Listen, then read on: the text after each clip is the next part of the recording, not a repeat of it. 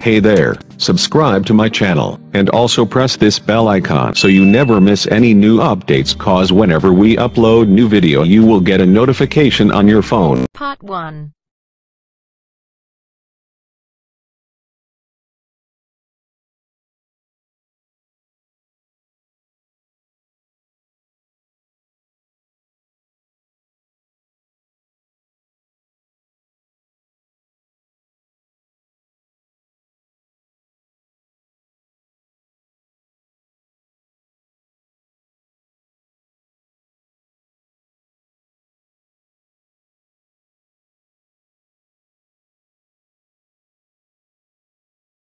Listen to the conversation between a Japanese student and a housing officer and complete the form.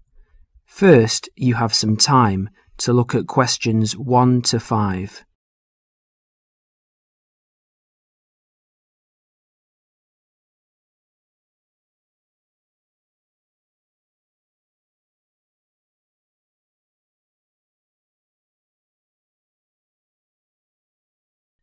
Now we shall begin. You should answer the questions as you listen, because you will not hear the recording a second time. Now listen carefully and answer questions 1 to 5. Yes, what can I do for you? My friend is in a homestay and she really enjoys it, so I'd like to join a family as well. Okay, let me get some details. What's your name? My name is Keiko Yoichini. Could you spell your family name for me, please? Yes, it's Yoichini. That's Yuichini. And your first name? It's Keiko. Keiko. That's Keiko Yoichini. Okay. And you're female. And your nationality? I'm Japanese. Right. And could I see your passport, please? Here it is. Okay. Your passport number is JO6337. And you are how old?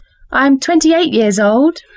Now you're living in one of the colleges. Which one? Willow College, Rome 21C. Right, 21C, Willow College. And how long are you planning to stay with homestay? About 4 months, longer if I like it. And what course are you enrolled in? Well, I've enrolled for 20 weeks in the Advanced English Studies because I need help with my writing, and I'm nearly at the end of my first 5-week course. Right, so you've completed 5 weeks and you have enrolled for another 15 weeks. That's about 4 months altogether. That's right, about 4 months. Before they continue their conversation, look at questions 6 to 10.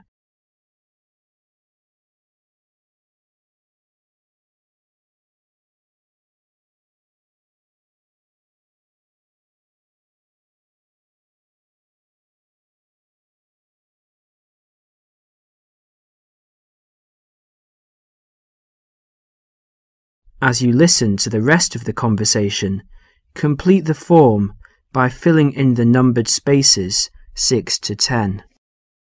Okay. Do you have a preference for a family with children or without children? I like young children, but I like to be with older people. You know, I like someone of my own age. Okay. And do you smoke or drink? No and no. Would you mind being with a family of smokers? Yes, I would. I don't like smoking. I'd rather be with a family of people who do not smoke or drink. Okay, and what about pets? Oh, I love animals. I'm a veterinarian, so that's fine. The more the better. All right. Now what about you? Are you a vegetarian or do you have any special food requirements? No, I'm not a vegetarian, but I don't eat a lot of meat. I really like seafood. And what about your hobbies? I like reading and going to the movies. Do you play any sports? Yes, I joined the handball team, but I didn't like that, so I stopped playing. You know, I played tennis on the weekend with my friends. All right, let's see. Name, age, transport. Are you familiar with the public transport system? No, I'm not really, because I've been living on campus. I've been to the city a few times on the bus, but they're always late. What about the trains? I like catching trains. They're much faster. Well, let's go and check on the computer to see what I've got. Listen, would it be okay to leave this with me? Could you come back after class this afternoon? Yes, of course. I'll check my records and I will give you details this afternoon. Thank you for your help. It's a pleasure. I'll see you this afternoon. Bye. Bye. That is the end of part 1. You now have half a minute to check your answers.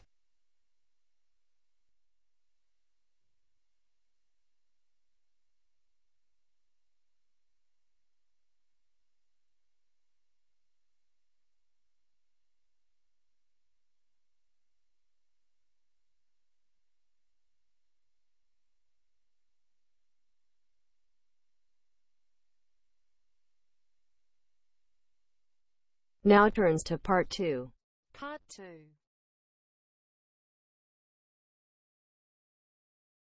You are going to hear a talk given by a tour guide about travel to Esnia. First look at questions 11 to 14.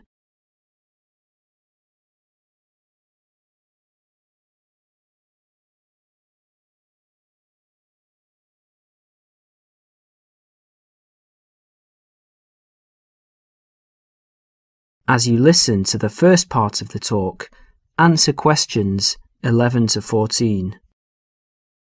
Hello everyone. As you know, this agency has specialized in tours and independent travel to Esnia for over 20 years. It's a magnificent place to visit, but it's not always as easy or as comfortable as it might be. So this tour is designed to help you handle the bureaucratic hassles and give you time and energy to enjoy the beauty of this breathtaking country. The first hassle is visas. Nowadays, Esnian visas are needed by almost all nationalities. The normal visa lasts for just 90 days, but a renewal is possible. It is worth leaving yourself plenty of time when applying, or I suggest, from experience, 2 months. That should do it. The latest confirmed price is £30, but it should be noted, and a lot of our regular travellers tell us that the price may change without notice and hold up visa processing. So ring up the Esnian embassy and check the price before sending out forms. Now, for those of you who are intending to take Esnia as part of a longer tour and want to wait till you get to another country, do remember that some Esnian consulates in neighbouring countries require you to provide a letter from your own embassy just to confirm your nationality. You can find a list of major embassies throughout the world in the student handbook on page 13. Oh, and one more thing. Check whether you need a multiple entry visa if you're leaving and re-entering Esnia on your tour. Before the talk continues, you will have a chance to look at questions 15 to 20.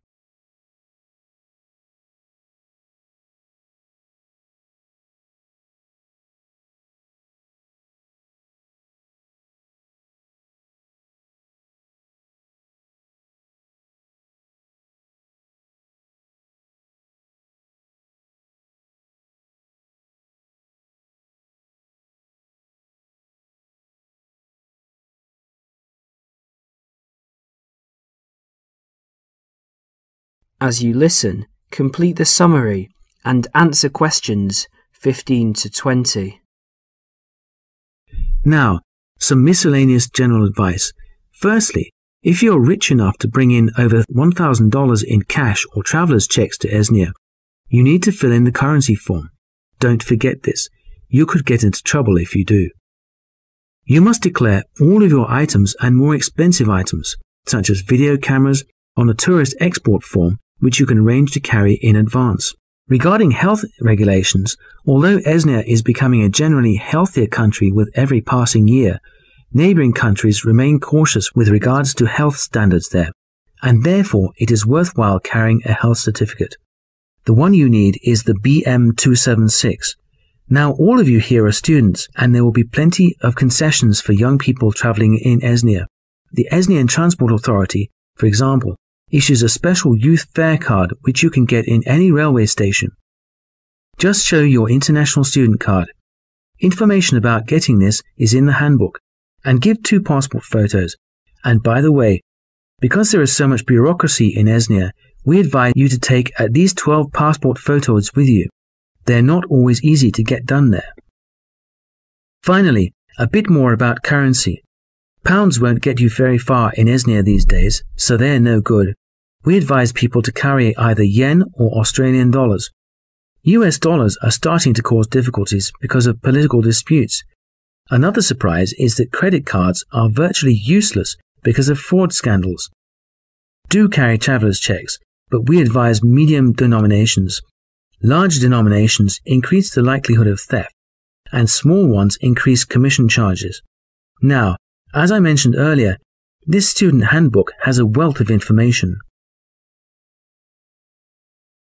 That is the end of part 2. You now have half a minute to check your answers.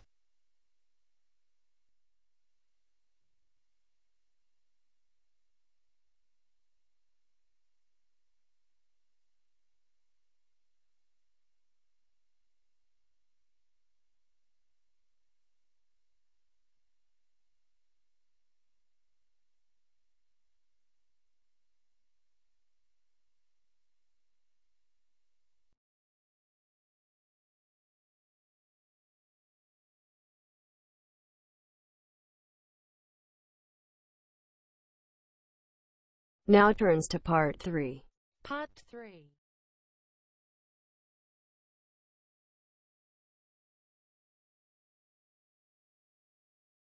You will hear a discussion about shopping habits. First look at questions 21 to 24.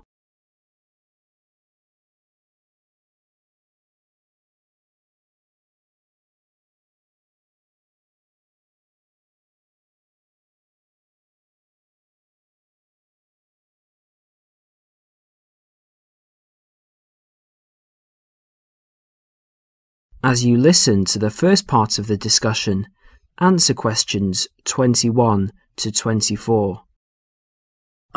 Excuse me. I wonder if you'd mind answering a few questions. You see, I'm doing a project. Fine, what's this on? Well, I'm looking at the people's shopping habits. Okay. Can I ask you, first of all, are you a student? Well, I was a student here last year, but since then I've left, and I'm working in a bank now as a cashier. I just came to see a friend. Oh, that's okay. So how often do you go shopping? Oh, I buy a lot of books. Should I exclude books? Oh, if you leave books aside, what about shopping for all of your personal items, study things, and that sort of thing?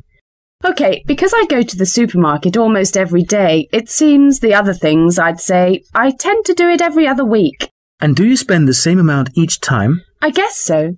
I only have about £100 a month spare, so I'd probably spend about £50 each time. What sort of shops do you like best? The department store or the small retail outlets? Oh, I like big department stores, so everything's in one place.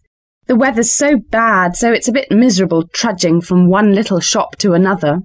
Great. What do you find most difficult to buy? What do you mean? Well, what do you have to really search for? What takes you a long time to find?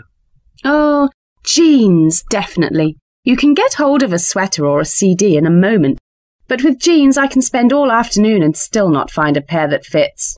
Okay, one last question. Who do you usually shop with? Now, I usually go shopping on my own, but if I want to make it more of a social occasion with friends to have a coffee and things, I often go with colleagues from work, you know, in our lunch hour. Well, thank you very much. You've been very helpful. No problem. Before the next part begins, you will have a chance to look at questions 25 to 30.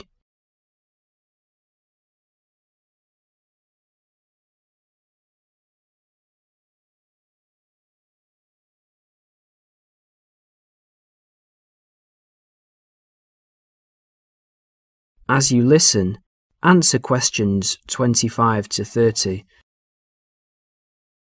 Hello, Dale. How did you get on with your shopping inquiries? Well, I got 50 people to answer questions and the results were quite interesting. OK, let's have a look. Well, those were handouts and here you can see that the majority of people I interviewed said they went shopping once a week. Most often, that was the weekend. Right. For those people who spend enormous amounts of money, if you see this chart, you can see that half the people spend £45 a month, and while 15% of people spend more than that, an average of £75, the rest spend relatively small amounts. Even the regular shoppers spend no more than £20 a month. Window shoppers? Yes, I asked them what kinds of shops they prefer, and the response was unanimous. Everyone went for department stores, I think that's what young people today want. That's understandable, and that's a useful statistic, I think. I also talked to them about the things they found most difficult to buy. I thought the answer was going to be something like books or study materials, but it's always clothes. They have problems with things related to hobbies. As far as sportswear is concerned, they complain about the lack of shops that sell it. Not many had trouble buying sweaters and things like that, but shoes and trousers were really problematic. Was that, again, because there just isn't enough variety? Yes, they say everywhere they just come across the same styles, so they just give up after a while. I know what they mean. Lastly, I asked them whom they want to shop with.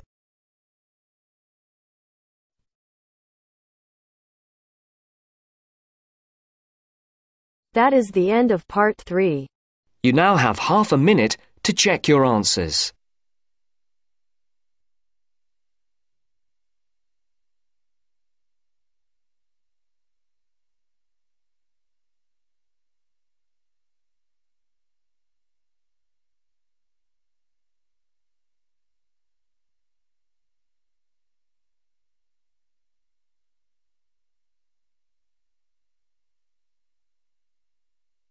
Now turns to part 4.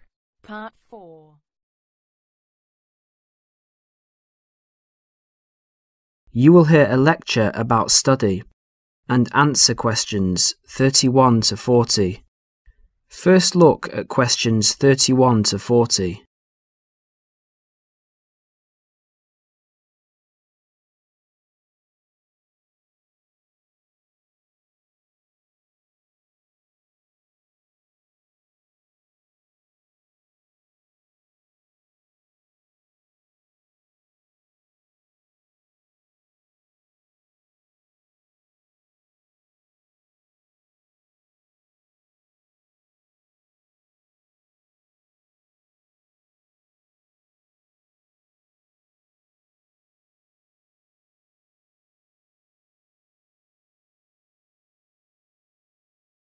As you listen to the lecture, answer questions 31 to 40.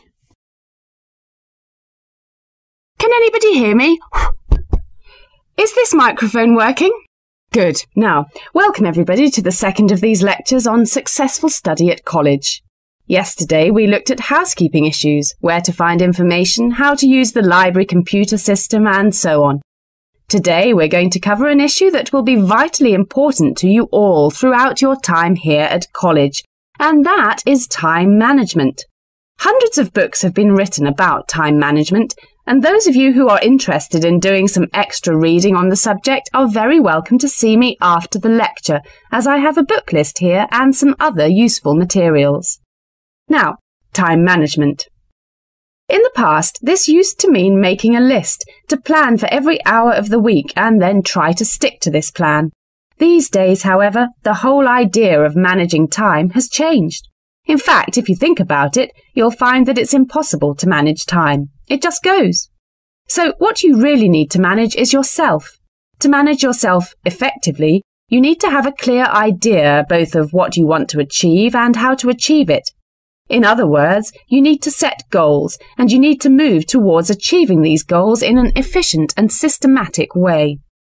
Most coursework at the college is set by mid-semester, and at the end of the semester usually involves 2 written assignments of between 1,500 and 3,000 words in length. If you look around you at college, you will see that during the first weeks of the term, everyone looks cheerful and focused, followed by a change around week 6, assignment time, when people start to look a bit stressed. The library reports that an increasing number of students become angry when books are not available. So what's happened? Has everybody become suddenly irritable and angry for no reason? Not quite. The reason is that people have not managed their resources well. They have not set priorities for reaching their goals and, as a result, some of them realise they are going to do badly with their assignments. This will not be because they lack intelligence or love of the subject. They will fail because they did not have a clear idea of what they have to do and how long it should take them. Let's step back a minute. What do we mean by establishing goals? Well, basically, it means deciding what you want to achieve. In other words, deciding on the results that you want to achieve. The students that I've mentioned found themselves very stressed, mainly because they have an assignment to do. But they did not fully think through the effect that this would have on their day-to-day life.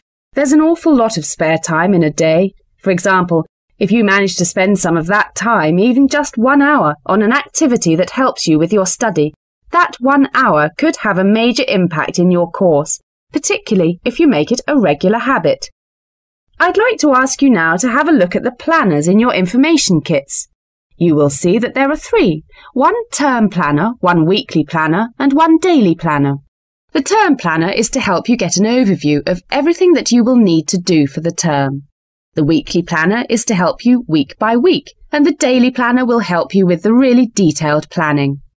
Before we go any further, I would like you to make a note in your daily planner right now. I want you to picture how you could make a major difference in your life by spending just 1 hour a day on some activities for the next term. Background reading, for example, or preparing a bibliography. Now imagine the benefit at the end of the term. The term diary and the weekly diary are the most important ones. However, a week is really the shortest time you have to establish an overview of your time for planning purposes. Now you need to set priorities for the term. Work out how you could achieve those priorities and the results that you desire. If you can get into the habit of planning like this, you'll soon find that you've actually had more time than before to spend on relaxation and other activities that you enjoy. Now let's share some of the ideas that you've come up with. I'll divide you up into groups to share your ideas. Okay. That is the end of part 4. You now have half a minute to check your answers.